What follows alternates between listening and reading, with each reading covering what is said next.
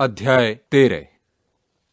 फसह के पर्व से पहले जब यीशु ने जान लिया कि मेरी वो घड़ी आ पहुंची है कि जगत छोड़कर पिता के पास जाऊं, तो अपने लोगों से जो जगत में थे जैसा प्रेम वो रखता था, अंत तक वैसा ही प्रेम रखता रहा। और जब शैतान शमौन के पुत्र यहूदा इस्करियोती के मन में ये डाल चुका था कि उसे पकड़वाए, तो भोजन के समय यीशु ने ये जानकर कि पिता ने सब कुछ मेरे हाथ में कर दिया है और मैं परमेश्वर के पास से आया हूं और परमेश्वर के पास जाता हूं, भोजन पर से उठकर अपने कपड़े उतार दिए और अंगोछा लेकर अपनी कमर बांधी। तब बर्तन में पानी भरकर चेलों के पांव धोने और जिस अंगोछे से उसकी कमर बंधी थी उसी से पोंछने लगा। जब वो शमौन पतरस के पास आया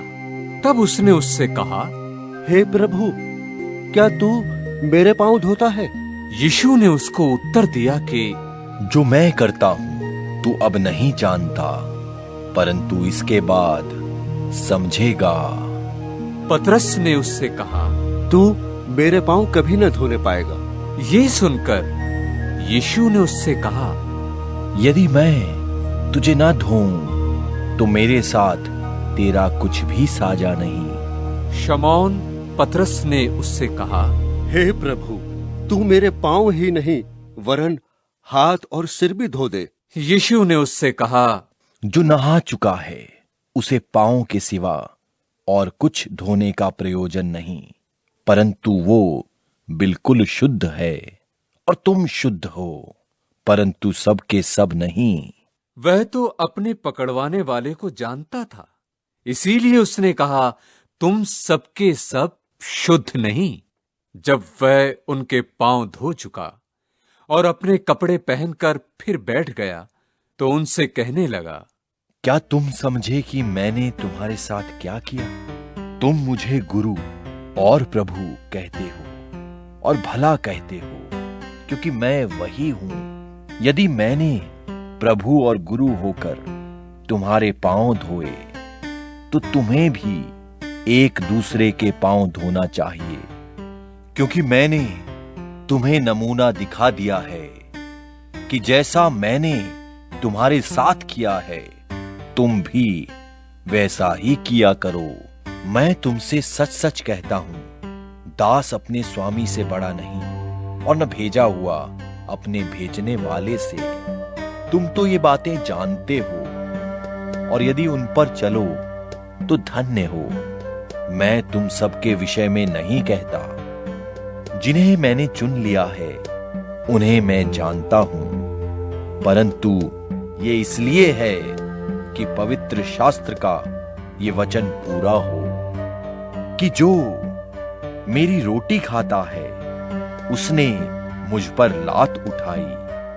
अब मैं उसके होने से पहले तुम्हें जताए देता हूं कि जब हो जाए तो तुम विश्वास करो कि मैं वही हूं। मैं तुमसे सच सच कहता हूं कि जो मेरे भेजे हुए को ग्रहण करता है वो मुझे ग्रहण करता है, और जो मुझे ग्रहण करता है वो मेरे भेजने वाले को ग्रहण करता है।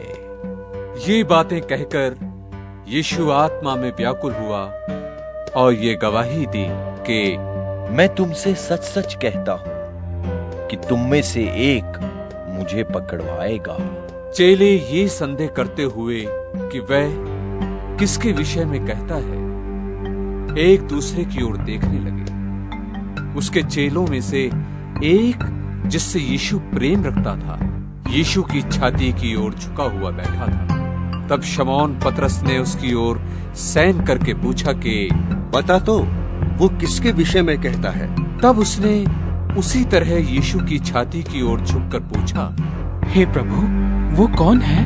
यीशु ने उत्तर दिया, जिसे मैं ये रोटी का टुकड़ा डुबोकर दूंगा वही है। और उसने टुकड़ा डुबोकर शमौन के पुत्र यहूदा इस्करियोती को दिया।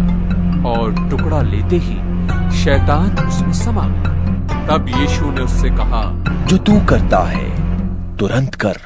परंतु बैठने वालों में से किसी ने न जाना कि उसने ये बात उससे किस लिए कही। यहूदा के पास थैली रहती थी, इसलिए किसी ने समझा कि यीशु उससे कहता है कि जो कुछ हमें पर्व के लिए चाहिए वो मोल ले, या ये कि कंगालों को कुछ दे। तब वो टुकड़ा लेकर तुरंत बाहर चला गया और रात्रि का समय था। जब वो बाहर चला गया तो यीशु ने कहा, अब मनुष्य के पुत्र की महिमा हुई और परमेश्वर की महिमा उसमें हुई, और परमेश्वर भी अपने में उसकी महिमा करेगा, वरन तुरंत करेगा। हे बालकों, मैं और थोड़ी देर तुम्हारे पास हूं, फिर तुम मुझे ढूंढोगे। और जैसा मैंने यहूदियों से कहा कि जहां मैं जाता हूं वहां तुम नहीं आ सकते, वैसा ही मैं अब तुमसे भी कहता हूं। मैं तुम्हें एक नई आज्ञा देता हूं कि एक दूसरे से प्रेम रखो। जैसा मैंने तुमसे प्रेम रखा है, वैसा ही तुम भी एक दूसरे से प्रेम रखो। यदि आपस में प्रेम रखोगे तो इसी से सब जानेंगे कि तुम मेरे चेले हो। शमौन पतरस ने उससे कहा, हे प्रभु, तू कहां जाता है? यीशु ने उत्तर दिया कि जहां मैं जाता हूं वहां तू अब मेरे पीछे आ नहीं सकता, परंतु इसके बाद मेरे पीछे आएगा। पतरस ने उससे कहा, हे प्रभु, अभी मैं तेरे पीछे क्यों नहीं आ सकता? मैं तो तेरे लिए अपना प्राण दूंगा। यीशु ने उत्तर दिया, क्या तू मेरे लिए प्राण देगा? मैं तुझसे सच सच कहता हूं कि जब तक तू 3 बार मेरा इनकार न कर लेगा, मुर्ग बांग न देगा।